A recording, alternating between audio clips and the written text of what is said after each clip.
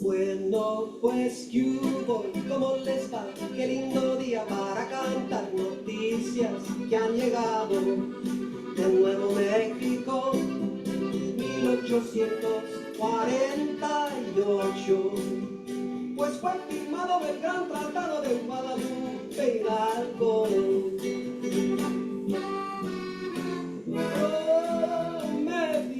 Prometiendo justicia y libertad a tierras y terrenos de gente indígena. Nombre, que mentirosos cuando firmaron el tratado. Los americanos, el mexicano hacerse gringo no puede ni quiere. El mexicano hacerse gringo no puede ni será, porque en sus venas trae la sangre chichimeca, zapoteca y de los yaquis, xochimilca y de los mayas. Y en su cuerpo trae la sangre de Cuauhtémoc, de Morelos y Zapata y el famoso Pancho Villa.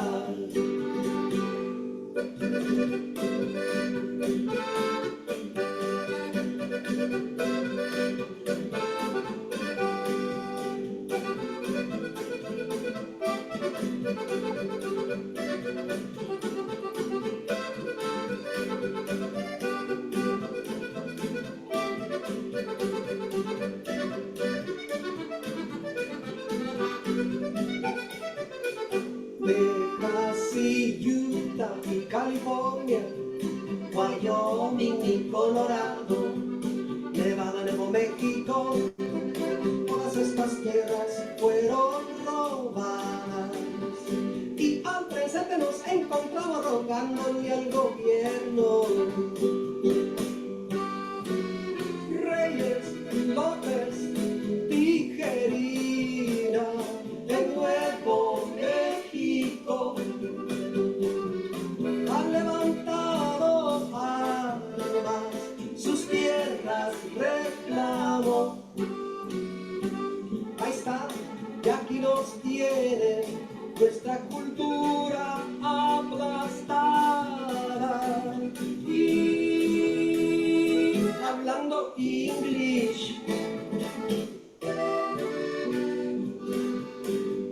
el mexicano hacerse gringo no puede ni quiere. El mexicano hacerse gringo no puede ni será, porque en sus venas trae la sangre chichimeca, zapoteca y de los yaquis, xochimilca y de los mayas. Y en su cuerpo trae la sangre de Cuauhtémoc, de Morelos y Zapata y el famoso Pancho Villa.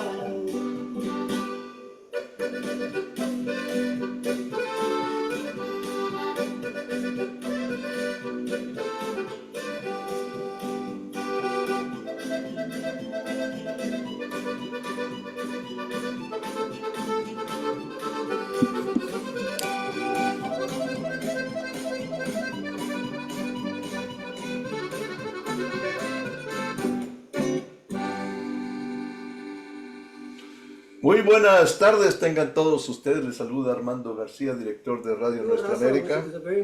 Momentito, que continúa la canción y mientras... Ahora sí, apagamos la voz de Agui Lira, que es el autor de esta canción. Agui Lira fue uno de los cofundadores del Teatro Campesino en California durante la huelga de los años 60 en Delano, California. Y pusimos esta canción porque habla del Tratado de Guadalupe Hidalgo. Y en las redes sociales, ha habido una especie como de boom que habla del tema, algunas ponencias muy así como muy fantasiosas de que se está luchando por recuperar el territorio que México perdió en 1848 y que ya está en la Haya y que ya está en las Naciones Unidas, pero creo que en algunos de los videos que ustedes están viendo realmente advierten que es algo como un supositorio, por decirlo así, o algo ficticio.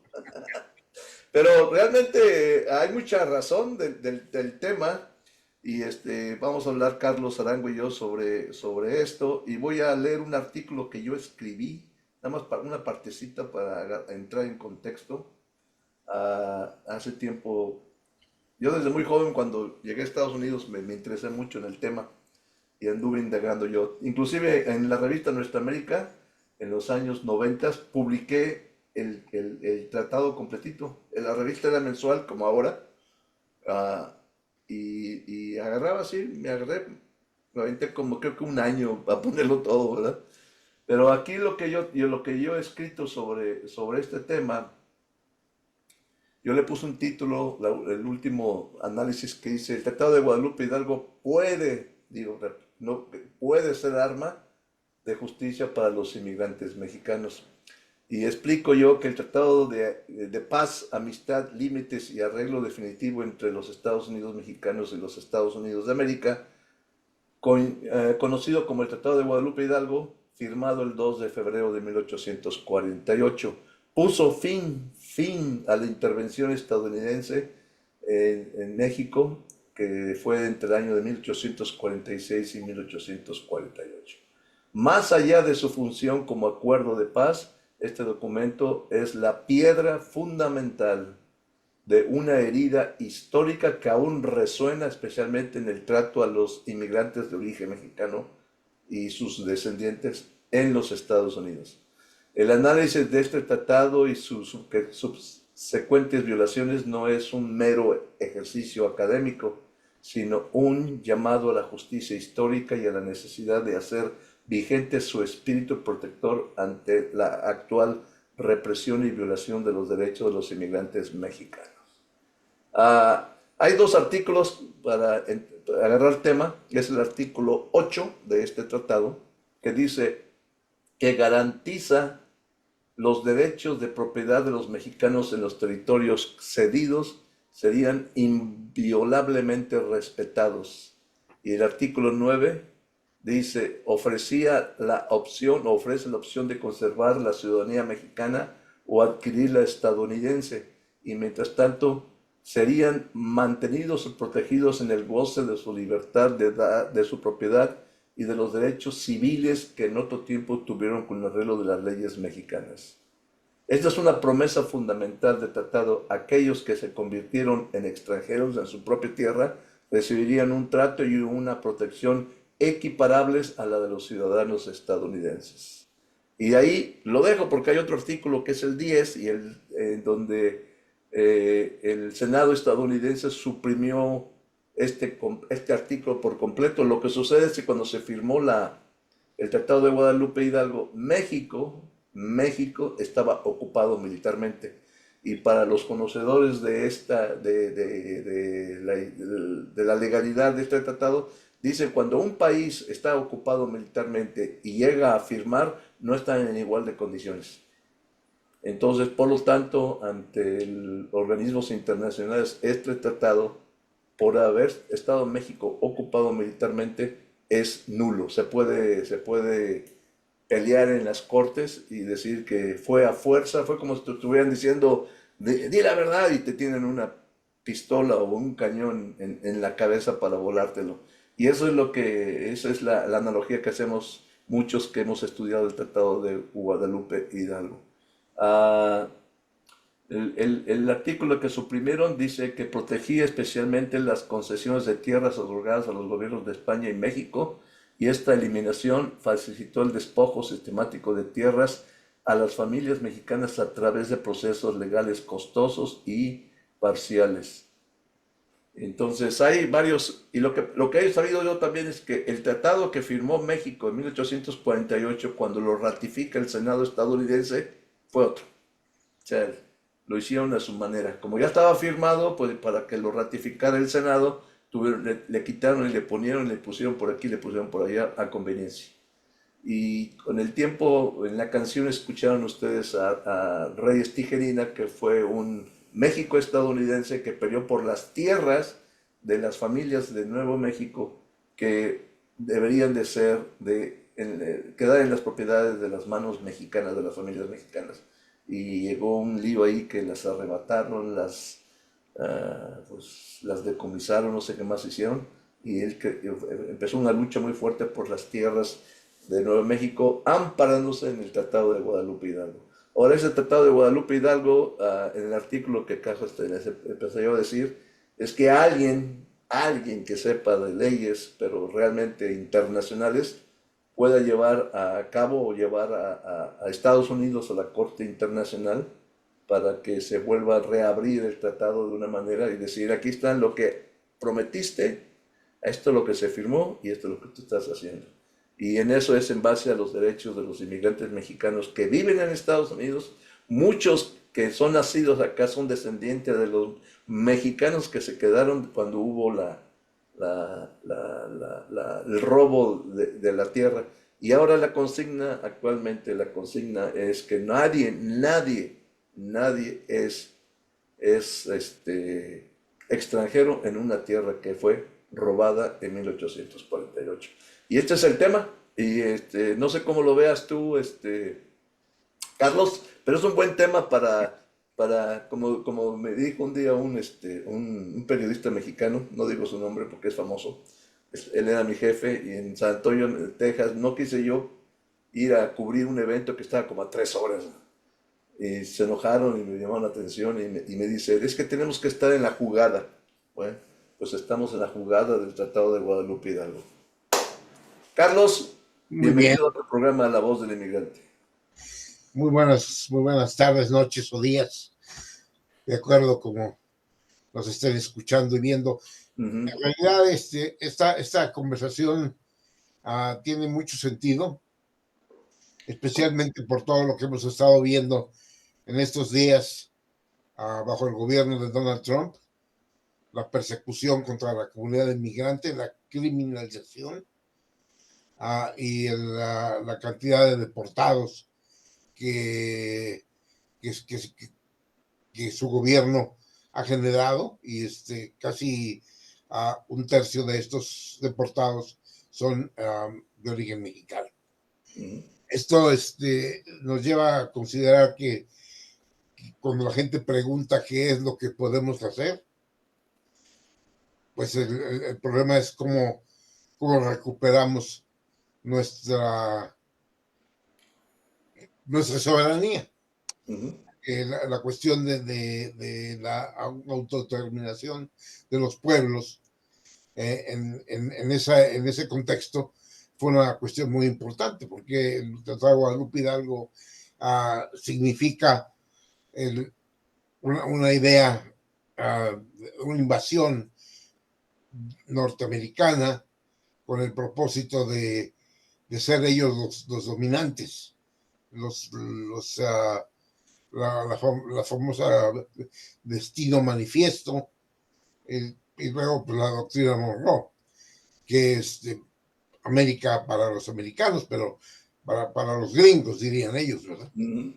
Entonces, de ahí se desata una cuestión muy importante, porque todo ese proceso de ocupación, porque fue una guerra en que ellos metieron a los estadounidenses, se metieron hasta la cocina, bueno, y con contradicciones internas dentro de Estados Unidos, dentro del Congreso y todo esto. Se metieron hasta la cocina en Veracruz y llegaron a la Ciudad de México a poner la bandera norteamericana. Entonces es un acto de guerra totalmente, con el cual se genera la discusión la discusión de un tratado en que se forza a México, como decías tú, ponerle la pistola en la cabeza y pues firmas o firmas.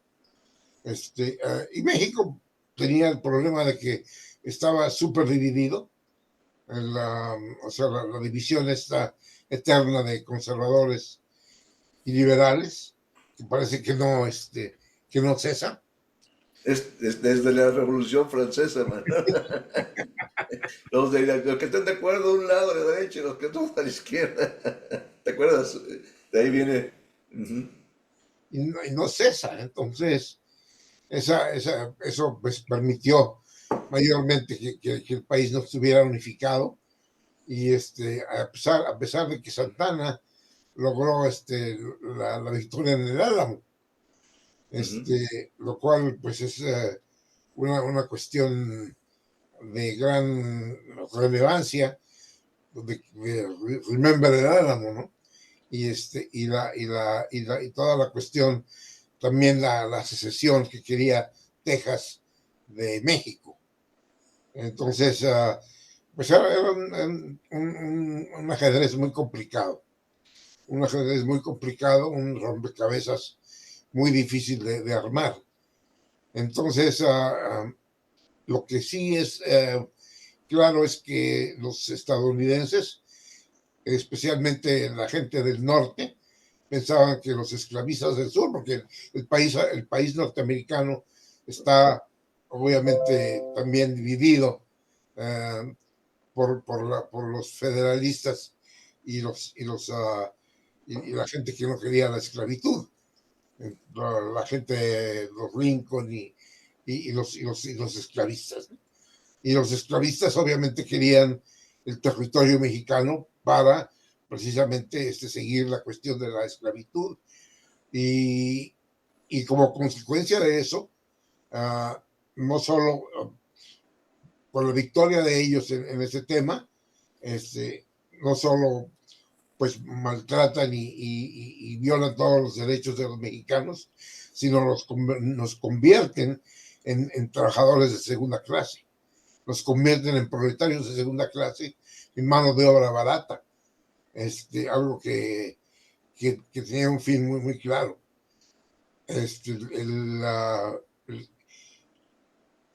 Todo esto marca la manera que se dice que hay interés porque México no sea grande y que México, o sea, siempre México ha sido la punta de ataque. Primero fue, bueno, la conquista, luego los franceses y luego los estadounidenses, norteamericanos gringos, que han querido flagelar a los mexicanos. Y los mexicanos, pues tienen una grandeza extraordinaria, pero lo que se ha buscado es que México no sea una potencia mundial. Eso es lo que ese tratado marca.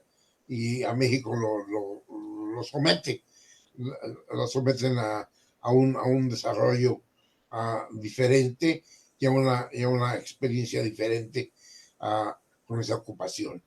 Entonces, hoy que vemos todo esto y que vemos que el presidente Trump está amenazando con poner más aranceles ahora por el tema del agua, que es una discusión muy importante en este momento de la vida, que el agua es fundamental, y el Congreso mexicano vota la semana pasada una ley que es la continuidad del echeverrismo, que es lo que es el grupo de Echeverría. Esa es una cuestión que dice que México tiene que dar agua a Estados Unidos, y está en violación al Tratado de Libre Comercio, y que entonces le quieren poner un arancel, un impuesto. Entonces la discusión aquí, yo creo que sí podríamos retomar la cuestión que decía Armando, que decías tú, ¿no? De revisar el Tratado de Libre Comercio, perdón, revisar el Tratado de Guadalupe Hidalgo, revisarlo en qué condiciones se hizo, y que fue en condiciones pues de supresión de derechos, contrario a cualquier derecho internacional, y como dijo un comentarista por ahí, una cuestión de que si se pusiera a la luz de los valores de hoy jurídicos, de cómo debe hacerse un tratado, obviamente este tratado falla en todo, porque es una imposición. En realidad no fue una negociación justa ni una negociación amigable, sino simplemente fue un despojo. Eso es en realidad lo que fue. Entonces, si se logra que en el mundo se levante esta discusión de que Estados Unidos violó todos los preceptos modernos, constitucionales y jurídicos a nivel internacional y ley internacional, estamos ante el hecho de poner a esa discusión enfrente de la comunidad internacional. Obviamente, pues se necesita bastante, pero esto ha habido gente que lo ha trabajado, pero no ha cundido. Pero sería incluso, como me comentabas, el ingeniero Cárdenas planteó también un esfuerzo en ese sentido, que nunca supimos luego qué pasó. O sea, pero creo que a nivel internacional se debería llevar. Y que esto le convendría a México y que esto lo pondría en una mejor posición para negociar las situaciones actuales y defender a los trabajadores mexicanos que están siendo despojados de su trabajo, divididos sus familias, encarcelados y perseguidos como criminales de manera injusta. Entonces, esta sería tratar de revertir la narrativa que se ha creado de que el trabajador inmigrante es un trabajador que viene y quita trabajos, que o sea, todo el tema de la guerra contra las drogas, para llegar al tema fundamental, que es el control de los recursos naturales, y que esto se expande por América Latina, porque hoy, cuando en el siglo del manifiesto comunista decía un fantasma recorre el mundo, que era el fantasma del comunismo, y un fantasma recorre el mundo, pero es el fantasma del fascismo y del racismo, ¿no?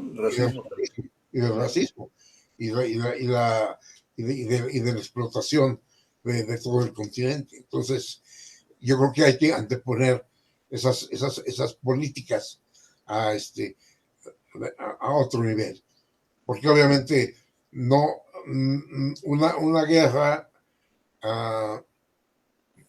en el sentido de como conocemos las guerras a tiros, pues obviamente no tenemos oportunidad de ganar, pero en la oportunidad de ganar la tenemos en la fuerza laboral, en los recursos naturales y en lo que México se ha convertido, porque México ha engrandecido en términos de la industria, en términos de la construcción de automóviles, en términos del lito, ahora que es muy, muy querido por los canadienses, que bueno, uno de los aciertos obradoristas es desde luego la nacionalización del lito, y en fin, pues creo que por ahí habría que crear una nueva narrativa de que México es fundamental en todo el proceso de reacomodo incluso de las fuerzas mundiales en este momento en que pues en Europa ya están muy molestos por la intervención de Trump sobre la cuestión de de influir en crear gobiernos de ultraderecha, así como lo está haciendo en América Latina. Entonces, esa sería, yo creo, una cuestión importante que pues muchos académicos podrían, y abogados podrían analizar y hacer esto una campaña de concientización de quiénes somos realmente, porque nos han tratado de quitar nuestra identidad, y es recuperar nuestra identidad y la fuerza que tenemos en esta nación. Hay que tomar en cuenta una cosa muy importante para el público que nos está viendo y nos está escuchando, es que si Estados Unidos es una potencia, antes de ser una potencia, no hubiera sido una potencia sin el robo de los territorios. O sea, los territorios que le robó a México, si quieren hacer un análisis, vean los recursos naturales que hay en esos estados. La minería, la plata, el oro, el petróleo, todos esos recursos son los que hicieron que Estados Unidos fuera la potencia que es ahora. Y ahora, hablando de lo que estás diciendo, hay que tomar en cuenta que México, sin las exportaciones mexicanas a Estados Unidos estaría en un gran problema. Los carros, la agricultura, todos los productos agrícolas, todo lo que exporta México, pues le da de comer a este país. México le está dando casi de comer a Estados Unidos. Entonces, y así es. Y es una potencia gracias, bueno, gracias es una manera de decir, por el robo que hizo Estados Unidos a los al terreno de México, es potente, es una potencia. Eso hay que verlo. Encontrar la salida hacia el mar, hacia el Pacífico para poder comerciar con Asia fue fundamental. Yeah. Eso es lo que yo lo veo. Y claro, nos plantea toda la cuestión de que ahora estamos en una situación en que México compra el maíz, compra el frijol de Estados Unidos, de lo que somos. Nosotros somos el país del maíz, y tenemos que comprar maíz a Estados Unidos. Eso es parte de la política mexicana de abandonar completamente la agricultura y de darle todos los apoyos, los incentivos al campesinado mexicano. Claro, y en lo que lo acabamos de ver en estas semanas del desprecio hacia los agricultores, el abandono al campo, a la ley del agua, y son cuestiones que hoy debería ser una afirmación de los mexicanos, de que necesitamos ser autosuficientes, y podemos serlo, y en cambio los estadounidenses no, por todo lo que se produce en México, incluso la transportación y todas las cuestiones que tienen que ver con México. Realmente México podría tener el sartén por el mango, pero pues se necesita de un gobierno que esté dispuesto a enfrentar esa batalla. No un gobierno nacionalista como los que conocemos, sino un gobierno con un sentido nacional revolucionario, con un sentido profundamente entendiendo la cuestión del valor de las propiedades, del valor de la tierra mexicana, del valor del subsuelo mexicano, y el valor de la gente. Porque esa es la cuestión. La gente no son remesas. La gente no son remesas. Eso no resuelve ninguna cuestión. Quizás Elizabeth, la compañera Elizabeth Juárez. Elizabeth Juárez, la compañera del programa La migra y usted. O la migra y usted, tiene un conocimiento muy, muy amplio sobre la cuestión de las remesas, cómo funciona esta cuestión de las remesas, cómo la controlan a los bancos y todo esto. Y no es y las remesas entonces pues no son, solo son una expresión de precisamente de la explotación que generó este tratado de Guadalupe Hidalgo, de convertirnos en trabajadores de segunda clase, mano de obra barata. Y entonces ahí también toma la percepción, la concepción de clase, porque esa es la otra cuestión, que hay que tomar una concepción de clase, y que es una lucha de clases, es una lucha de un pueblo oprimido que hoy tiene la posibilidad de dejar de depender de los designios norteamericanos, a menos de que los norteamericanos quieran bombardear México. Pues ¿no crees que es lo que quiere Donald Trump? Sí, pero si le va mal a México, les va mal a ellos. Pues sí, discutiblemente. Entonces, ahí tienen es una cuestión, es un absurdo. También estuvo Ted Cruz y dice que sobre todo la cuestión esta de la definición de terrorismo, lo que pasó, por ejemplo, en Michoacán, de que Estados Unidos quiere intervenir para ayudar a erradicar los carteles, y que los carteles pues sean declarados terroristas, y la posición blandengue de México de decir, bueno, es que ese es un acto criminal, no se puede. Primero dijeron que era un acto terrorista y al día siguiente Claudia Sheinbaum se desmintió y dijo que no, que no era un acto terrorista. Entonces, ahí es por no aceptar esa definición que quiere estar Estados Unidos. Pero si lo ves en la realidad, o sea, si lo ves en la verdad, fuera de todo contexto, lo que pasó en Michoacán con ese carro bomba, es un acto terrorista. Y que se ha vivido en lugares, pues, con Bin Laden, todas las cuestiones de terrorismo que hicieron. Pero no quieren reconocer México que los carteles sí pueden en realidad ser la punta del iceberg, ¿no? del terrorismo en América del Norte. Ahora hay mucho también mucho ruido con respecto al Tratado de Guadalupe Hidalgo, que muchos piensan que México va a recuperar su territorio. Y bueno, y si lo recupera, ¿a quién se lo damos? ¿A Morena? ¿Al PRI?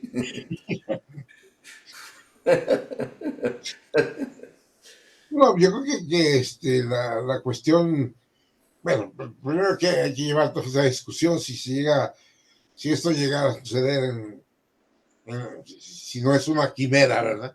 Pues sí. Si no es una utopía nada más.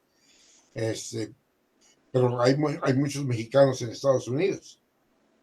Entonces, en realidad, somos una nación dentro de otra nación.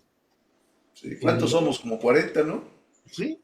Más o menos así, por números redondos, ¿no? Sí, como 40 millones. Y creciendo, porque además somos muy productivos.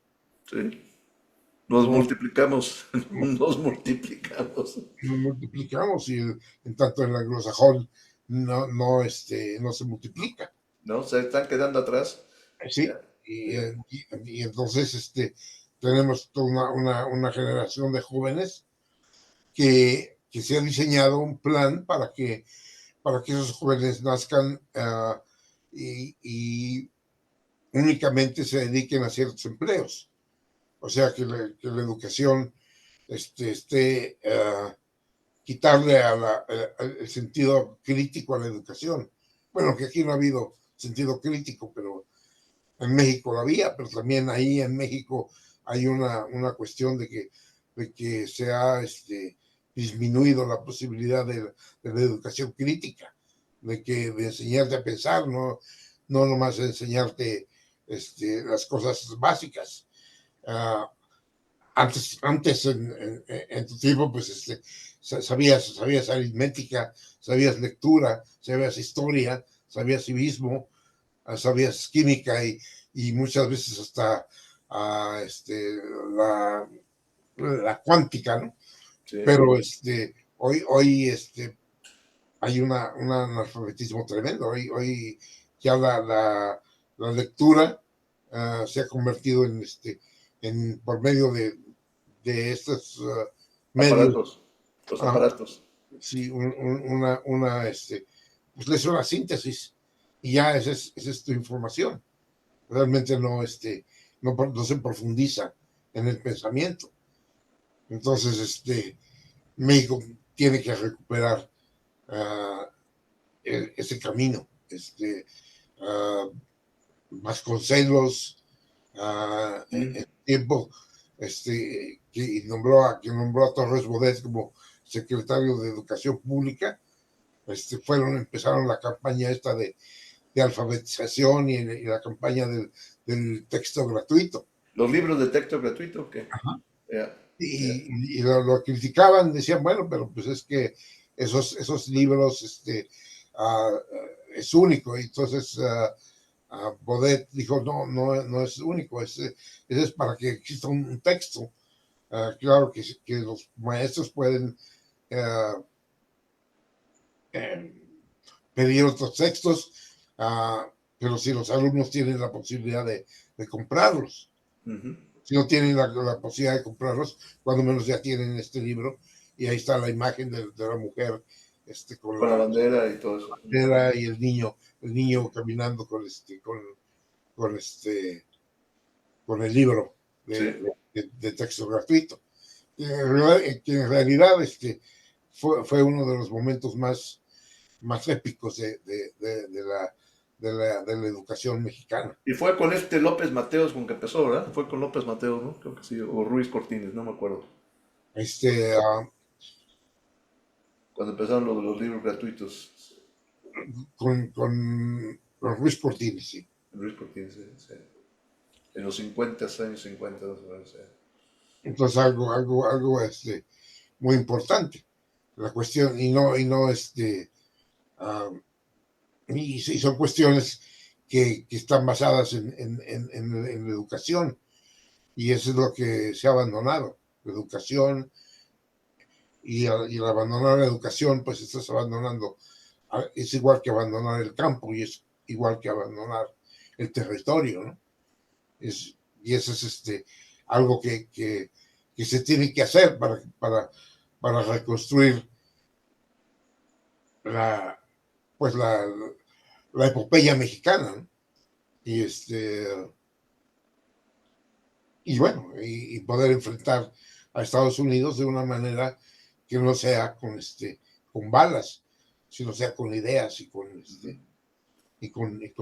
trabajo y revisar el Tratado de Libre Comercio Guadalupe Hidalgo, sea algo, un aspecto que pueda llevar a nivel del mundo a que los países adopten la postura de revisar este tratado y encontrarle pues que fue en violación a los derechos y a la condición militar en que estaba viviendo México. Y esa violación de derechos son heredados por los chicanos, por los mexicoamericanos y sus familias. Y gran parte de los estudios en las universidades sobre México estadounidenses, la base de esos estudios es el Tratado de Guadalupe Hidalgo. Claro. Qué curioso. Es como que la historia para los mexicoamericanos empieza desde el 2 de febrero de 1848. Exactamente, porque también es precisamente la nueva definición de las fronteras. Es ahí donde se marcan las fronteras, se reacomodan las fronteras y entonces se crean casi de manera arbitraria el ir y venir de las personas. Ya Porque al principio no había muro, ¿eh? no, Nada más había un letrero, Estados Unidos, México. claro, Y entraba la gente como en su casa. claro, Y las poblaciones nativas, no de origen mexicano, pero quizá algunas, entraban y salían. Y todavía hay cruces que permiten el libre paso por la cuestión de las etnias americanas. claro, ¿Sí? sí, que esa es otra de las alianzas importantes, Ujú, aliarte con esas etnias, porque muchos mexicanos pertenecen a esas etnias, ujú. o Ya. son reconocidos por esas etnias. Sí. Y entonces la frontera es un capricho terrible, ¿no? Que se ha llegado al punto de construir un muro, y hoy pues es una forma o sea, mientras cayó el de Berlín, se alza en América, el, el- el muro entre México y Estados Unidos. O sea, se puede decir, como dice el dicho, ¿no? Bueno, la consigna, nosotros no cruzamos la frontera nos cruzó a nosotros. Exactamente. Es exactamente justo, Ujú. porque pues, lo pusieron así, ahora toca aquí. López Mateos fue el que recuperó El chamizal, el chamizal, cachito ahí, por una cuestión de, una desviación del río Bravo, ajá, que exactamente, robó, o sea, inundó y se quedó una parte de Estados Unidos, se quedó en México. Ese es el exactamente, chamizal. Ujú. Porque pero, eso lo negoció con este Kennedy, ¿no? ajá, Ya, ya. pero nunca quisieron, pues, o sea, hubo un tiempo en que necesitaron a los mexicanos en la Guerra Mundial, cuando todos los Soldados. se fueron a la guerra, las mujeres se quedaron al frente de las oficinas, etcétera, y en el campo tuvieron que traer a los mexicanos con el programa Bracero. Braceros.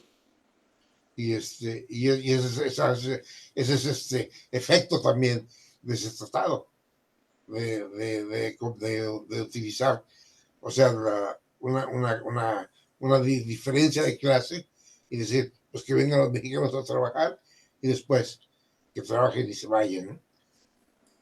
Este, Y esto y hay una deuda histórica con algunos de los sobrevivientes, ¿no? todavía, y nunca, Todavía. nunca la cumplieron, Mm. porque pues el dinero desapareció.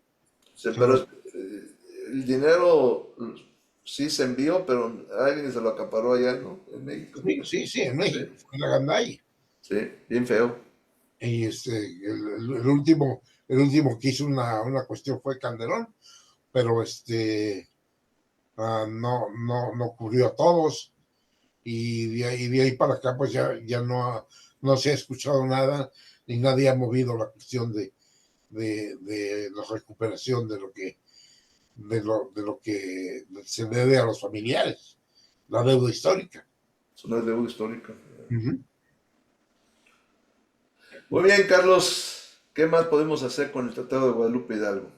¿Habrá la voluntad política de llevarlo nuevamente a la mesa? Yo pienso que hay un Mm. en el pasillo se escucha eso, llevar ese tema. No sé si no lo quiere llevar el gobierno, lo debería llevar la sociedad civil. Yo creo que esa es una salida fundamental en la encrucijada que estamos, porque pues si no vamos a seguir enfrentados en cuestiones de que llega el ICE y golpea a la gente, la detiene, uh, gasea a las personas, y lo acaba de suceder aquí en Chicago otra vez el fin de semana, donde gasearon en Elgin, aquí en Illinois, pues, gasearon a personas, persiguieron a personas, la comunidad reaccionó con los silbatos y todo esto, pero pues esa es una forma de resistencia, pero hay que encontrar la salida, y quizás esa es una salida.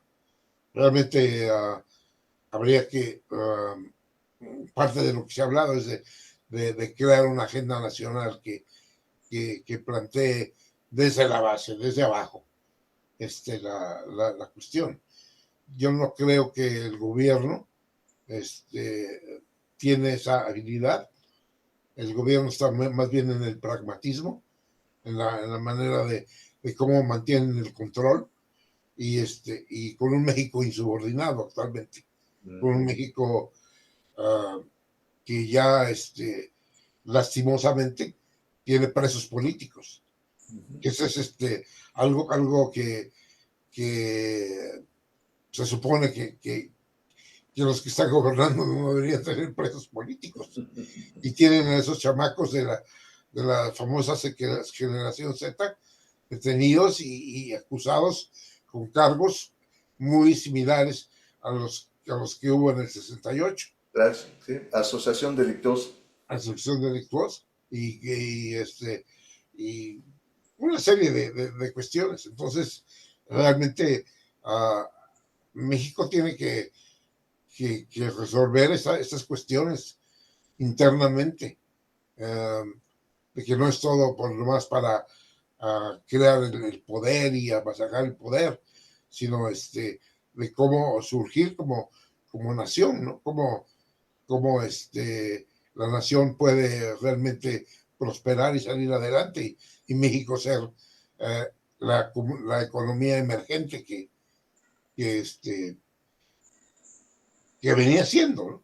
Incluso bajo Echeverría, incluso que eran agentes de la CIA, pero que jugaban un papel muy interesante, que creaban el problema, y después por eso podían ellos negociar con el estadounidense para hacerle creer que ellos podían resolver la cuestión y mantenerse en el poder.